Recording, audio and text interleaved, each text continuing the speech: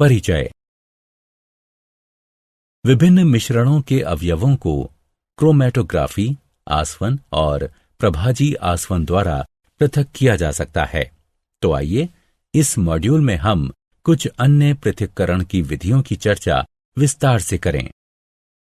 उद्देश्य।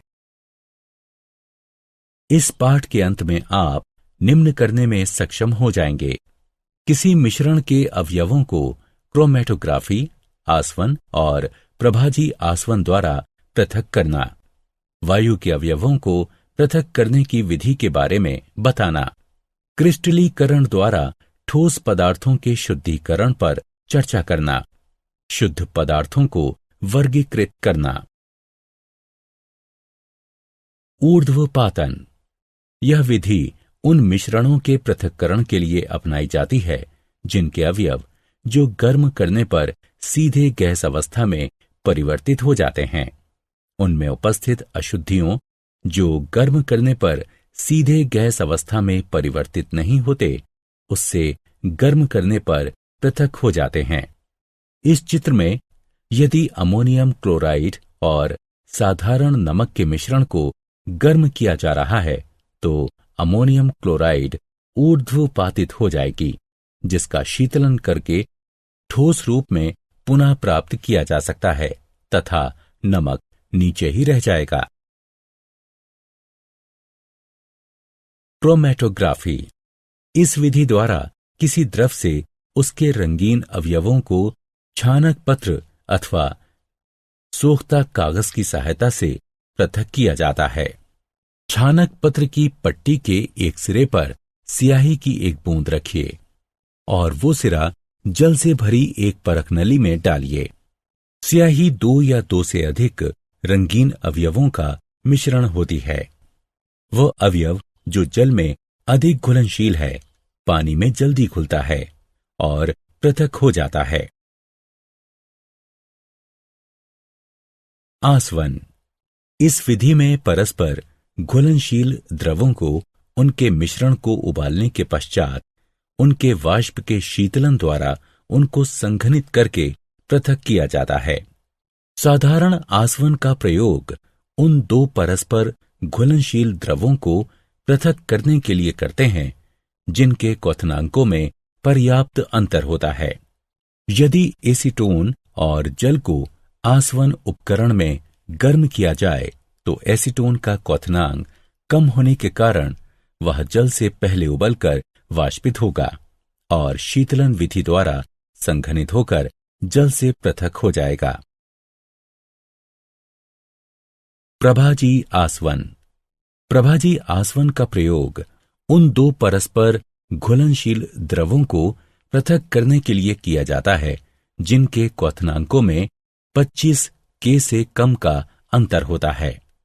प्रभाजी आसवन का प्रयोग पेट्रोलियम के अवयवों तथा वायु से विभिन्न गैसों को पृथक करने के लिए किया जाता है। वायु के अवयवों का पृथक्करण।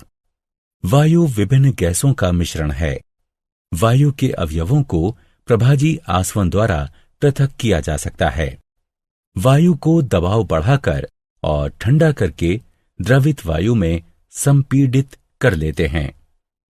इस द्रवित वायु को प्रभाजी आसवन स्तंभ में धीरे धीरे गर्म करते हैं।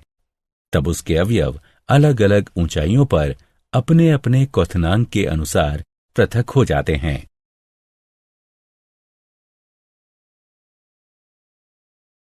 क्रिस्टलीकरण द्वारा ठोस पदार्थों का शुद्धिकरण।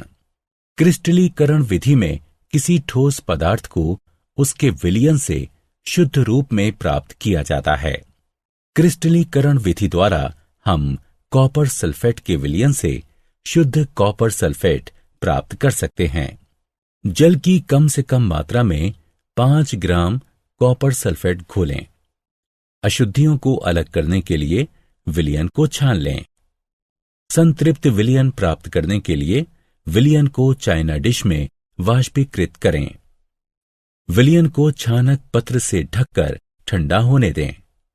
ठंडा होने के पश्चात शुद्ध कॉपर सल्फेट के क्रिस्टल मिलेंगे। शुद्ध पदार्थों के प्रकार। शुद्ध पदार्थ दो प्रकार के होते हैं, जिन्हें तत्व और यौगिक कहा जाता है। तत्व यह पदार्थों के मूल रूप होते हैं, जिन्हें किसी भी रासायनिक अभिक्रिया द्वारा अन्य सरल रूप में नहीं तोड़ा जा सकता है। इन्हें धातु, अधातु और उपधातु में वर्गीकृत किया जाता है। धातु ये चमकीली, गुंजायमान, लचीली, आघात वर्धनीय, तन्य और ऊष्मा तथा विद्युत की सुचालक होती हैं। अधातु ये चमकीली, गुंजायमान, लचीली, आघात वर्धनीय तथा तन्य नहीं होती हैं तथा ये विद्युत और ऊष्मा की कुचालक होती हैं।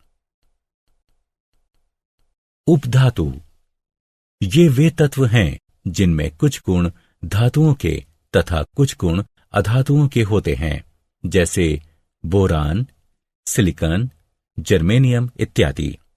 यौगिक ये वे पदार्थ हैं जो दो या दो से अधिक तत्वों के एक निश्चित अनुपात में रासायनिक संयोजन से बनते हैं, जैसे जल, कार्बन डाइऑक्साइड, शर्करा, नमक, आयरन सल्फाइड इत्यादि।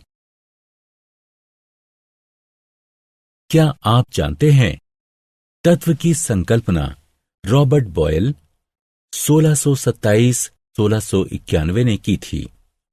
उनकी परिभाषा का प्रयोगात्मक आधार था कि तत्वों को किसी भी तरह अन्य सरल रूप में नहीं तोड़ा जा सकता है।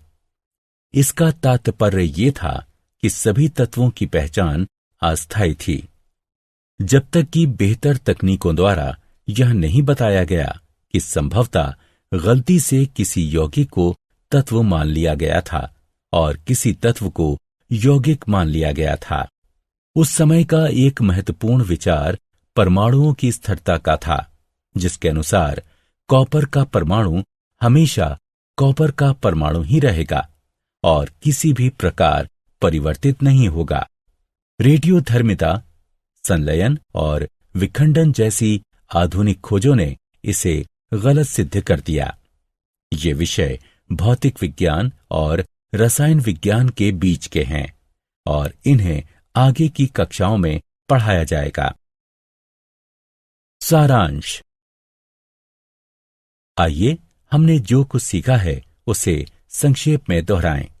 पृथक्करण की सही तकनीक का प्रयोग करके किसी भी मिश्रण से शुद्ध पदार्थों को प्राप्त किया जा सकता है।